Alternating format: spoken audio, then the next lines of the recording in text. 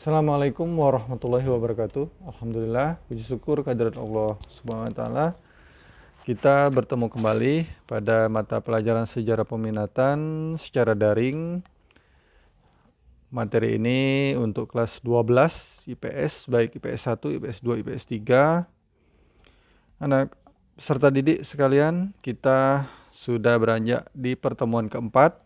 Nah, pada pertemuan keempat ini materinya adalah konflik-konflik di berbagai belahan dunia. Oke, sebelum kalian memperhatikan materi ini, kalian harus mengisi absensi terlebih dahulu di Google Classroom. Silakan kalian isi terlebih dahulu, kemudian baru mendengarkan dan melihat materi ini. Dan nanti terakhir ada dua evaluasi soal yang akan kalian kerjakan seperti biasa. Peserta didik kelas 12, selamat memperhatikan materi dan jangan lupa kerjakan dua evaluasi soal dan kumpul dengan ketua kelas. Nanti ketua kelas membuat slide videonya. Selamat memperhatikan.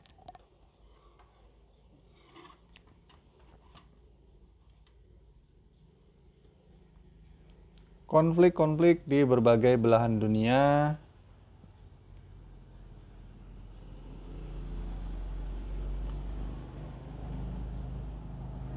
Oke. Perang Teluk.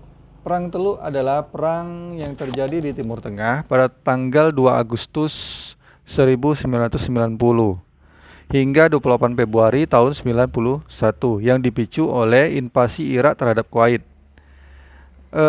Di sini pemimpin Irak adalah Saddam Hussein. Saddam Hussein menuduh negara tetangganya Kuwait menyedot minyak mentah dari ladang minyak Ar-Rumaillah yang terletak di sepanjang perbatasan kedua negara tersebut. Kedua, bersikeras bahwa Kuwait dan Arab Saudi membatalkan penghapusan utang luar negeri Irak sebesar 30 miliar dolar Amerika Serikat. Yang ketiga, mengangkat masalah batas wilayah warisan pemerintah Ottoman, Turki. Menurutnya, Kuwait merupakan bagian integral dari Republik Irak dan menyebutnya sebagai provinsi ke-19 Irak. Nah, pada tanggal 2 Agustus 1990, memerintahkan invasi ke Kuwait 2/3 dari 23 anggota Liga Arab mengutuk tindakan agresi Irak itu. Kemudian selanjutnya adalah Perang Teluk.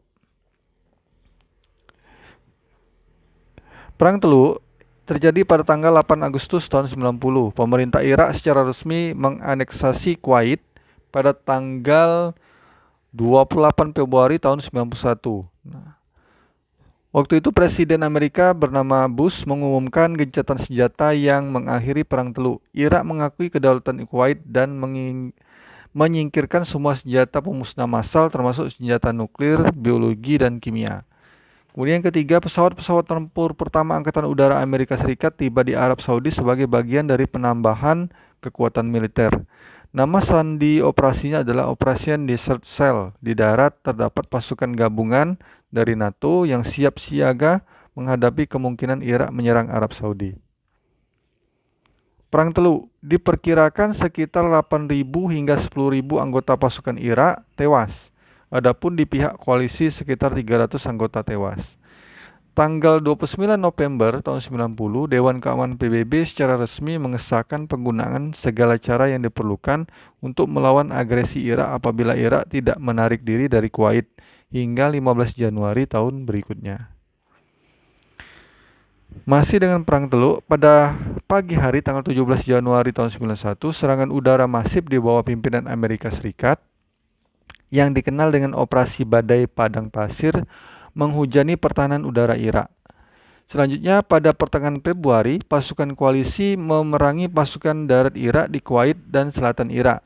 Serangan darat yang masif dari sekutu yang dikenal dengan nama Operation Desert Shield diluncurkan pada 24 Februari tahun 91. 4 hari kemudian, pasukan Irak menyerah dan Kuwait pun terbebas dari pendudukan Irak. Perang Teluk. Akibat Perang Teluk, lebih dari 600 kilang minyak Kuwait terbakar atau sengaja dibakar oleh pasukan Irak pada saat terjadinya Perang Teluk. Segera setelah perang usai, pasukan Saddam Hussein secara brutal menekan pemberontakan suku Kurdi di utara Irak dan Syiah di selatan. Ribuan warga suku Kurdi tewas karena senjata kimia. Tahun 2002, Amerika Serikat dipimpin oleh George Walker Bush mensponsori resolusi baru PBB meminta dikirimkannya kembali inspektur senjata ke Irak. Saddam Hussein menolak dan Perang Teluk Kedua, lebih umum dikenal sebagai Perang Irak, pecah 3 hari kemudian. Bush tanpa persetujuan PBB mengeluarkan ultimatum pada tanggal 17 Maret 2003 menuntut Saddam Hussein mundur dari kekuasaan dan meninggalkan Irak dalam waktu 48 jam. Konflik Kamboja selanjutnya. Tahun 1953, Kamboja meraih kemerdekaan setelah hampir 100 tahun berada di bawah kontrol pemerintahan Prancis dan berada di bawah kekuasaan Pangeran Norodom Sihanouk. Kamboja tetap menjaga netralitas selama Perang Saudara Vietnam dengan memberikan sedikit dukungan untuk kedua belah pihak. Yang ketiga, kaum komunis Vietnam diizinkan untuk menggunakan pelabuhan Kamboja untuk membawa masuk pasokan. Sementara Amerika Serikat diizinkan untuk membom tempat-tempat persembunyian Vietcong di Kamboja. Konflik Kamboja masih, yaitu tahun 1970, Pangeran Norodom Sihanouk digulingkan dalam kudeta militer pimpinan Jenderal Lon Nol dan menjadikannya sebagai Presiden Republik Khmer. Ketika Lon Nol mendukung Amerika Serikat dalam Perang Vietnam, Amerika bebas masuk ke Kamboja untuk memerangi tentara Vietcong dan membuat Kamboja menjadi bagian dari medan Perang Vietnam. Selama 4 tahun berikutnya, pembom B-52 Amerika menewaskan sekitar 750.000 warga Kamboja dalam upaya menghancurkan jalur pasukan Vietnam Utara yang mereka curigai.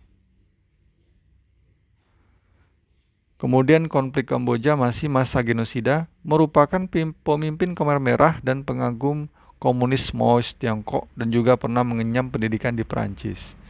Tahun 1975, pasukan Pol Pot telah berkembang menjadi lebih dari 700.000 orang dan berhasil menggulingkan Lon Nol. Diperkirakan sebanyak 156.000 orang tewas dalam Perang Saudara ini. Separuhnya berasal dari warga sipil.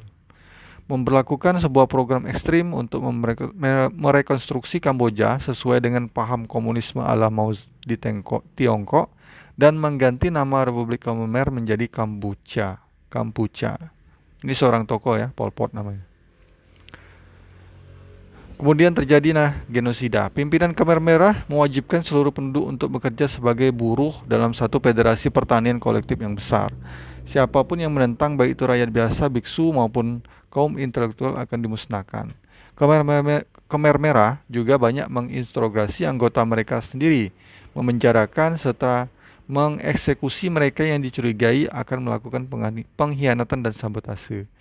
Kematian warga sipil selama periodenya berkuasa diperkirakan sebanyak lebih dari 2 juta orang, baik secara eksekusi, penyakit, kelelahan maupun kelaparan.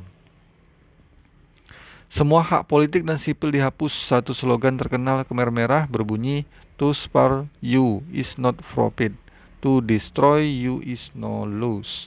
Menyelamatkan Anda tidak ada untungnya, menghancurkan Anda tidak ada ruginya.